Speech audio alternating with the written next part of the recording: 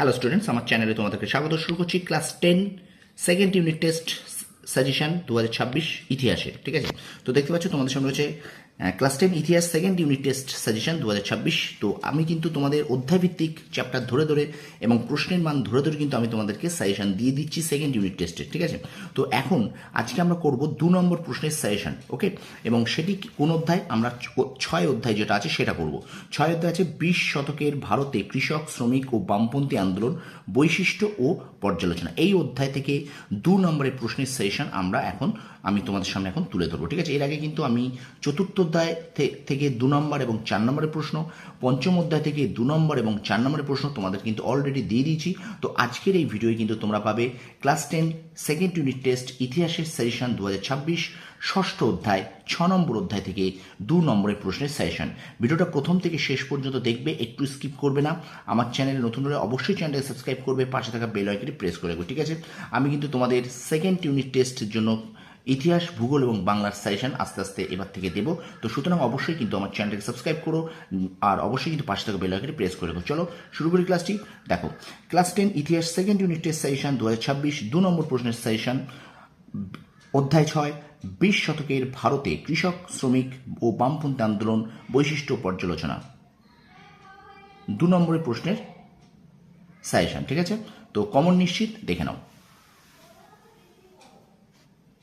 আচ্ছা, 2 নম্বরের প্রশ্নের সাজেশন দেখো। প্রথম প্রশ্ন, সত্যাগ্রহ কি? মহাত্মা গান্ধীর সত্যাগ্রহ আন্দোলন বলতে কি বোঝো? প্রথম প্রশ্ন, সত্যাগ্রহ কি? মহাত্মা গান্ধীর সত্যাগ্রহ আন্দোলন বলতে কি বোঝো? 2 নম্বর প্রশ্ন, 3 কাঠিয়ে প্রথা কি? 3 নম্বর প্রশ্ন, চম্পারণ সত্যাগ্রহ কি?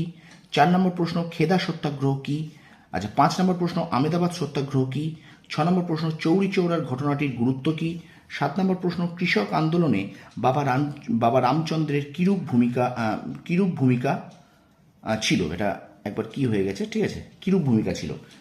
তাহলে কৃষক আন্দোলনের বাবা রামচন্দ্রের কিরূপ ভূমিকা ছিল। আচ্ছা, 8 নম্বর প্রশ্ন, মোপলা বিদ্রোহ কেন হয়েছিল? ঠিক আছে, তো অবশ্যই কিন্তু প্রথম থেকে শেষ পর্যন্ত ভিডিওটা দেখবে। আর আমি একটু তোমাদেরকে বেশি প্রশ্ন দিই। তোমরা অনেকেই হয়তো বলবে যে স্যার প্রশ্নগুলো একটু বেশি হয়েছে। দেখো, একটু বেশি পড়ে প্রশ্ন করে যাও, ভালো রেজাল্টের জন্য একটু বেশি প্রশ্ন করতে হবে। আমি কিন্তু এরকম অন্যান্য স্যারদের মতো আমি ওই 5টার থেকে 2 নম্বর প্রশ্ন কমন এই 5টা দিলাম বা 10টা দিলাম এরকম দিই না। ঠিক আছে, তো একটু বেশি করে যাও যাতে তোমাদের রেজাল্টটা ভালো হয়। তো এখনও সময় আছে, তো তোমরা অবশ্যই কিন্তু ভালো করে পড়ো। এই প্রশ্নগুলো কিন্তু তোমরা শুধুমাত্র সেকেন্ড ইউনিট টেস্ট নয়, তোমাদের টেস্ট পরীক্ষা এমনকি তোমাদের ফাইনাল পরীক্ষার জন্য কিন্তু এই প্রশ্নগুলোকে তোমরা এখন থেকে রেডি করতে থাকো। ঠিক আছে, তাহলে তোমাদের কিন্তু ফাইনাল পরীক্ষার আগে খুব একটা অসুবিধা হবে না ফাইনাল পরীক্ষার জন্য। ঠিক আছে, তো চলো ভিডিওটা কন্টিনিউ করি। লাইক করবে, কমেন্ট করবে, শেয়ার করবে, একটু লাইক করো, একটু শেয়ার করে দাও। তারপর দেখো, রামপা বিদ্রোহ কি? 9 নম্বর প্রশ্ন, রামপা বিদ্রোহ কি? 10 নম্বর বলছি, আল্লুরি সীতারাম রাজু কে ছিলেন? 11 নম্বর প্রশ্ন, একা আন্দোলন শুরু হয় কেন? 12 নম্বর প্রশ্ন, মাদারিপাসি কে ছিলেন? 13 নম্বর, বারদৌরি সত্যাগ্রহ আন্দোলন কেন শুরু হয়? আচ্ছা, 14 নম্বর, তেভাগা আন্দোলনের প্রধান দাবিগুলি কি? 15 নম্বর প্রশ্ন, সর্বভারতীয় ট্রেড ইউনিয়ন কংগ্রেস কি উদ্দেশ্যে প্রতিষ্ঠিত হয়? ঠিক আছে, এই প্রশ্নটা আমি লিখে ফেলেছিলাম, এটা কিন্তু গতবার পড়েছে 2026-এ।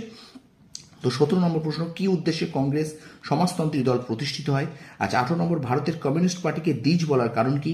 19 নম্বর প্রশ্ন, মিরাট ষড়যন্ত্র মামলাটি কি? অ্যাকচুয়ালি 19টা প্রশ্ন নয়, 18টি প্রশ্ন আছে। ঠিক আছে, তো এখানে একটি যেহেতু ভুল করে আমি লিখেছিলাম, এটা গতবার পড়ে গিয়েছে তাই। তো 18টি প্রশ্ন, এই 18টি প্রশ্ন তোমরা ষষ্ঠ অধ্যায় 6 চ্যাপ্টার থেকে ইতিহাসে তোমরা পড়ে যাবে।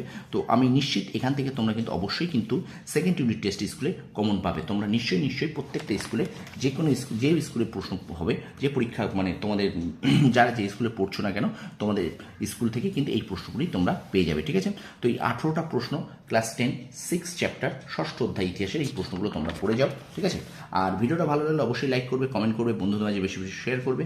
আর আমার চ্যানেলে নতুন হলে অবশ্যই চ্যানেলটা সাবস্ক্রাইব করো, পাশে থাকা বেল আইকনটি প্রেস করে রাখো। তোমাদের সাফল্য কামনা করি। ধন্যবাদ।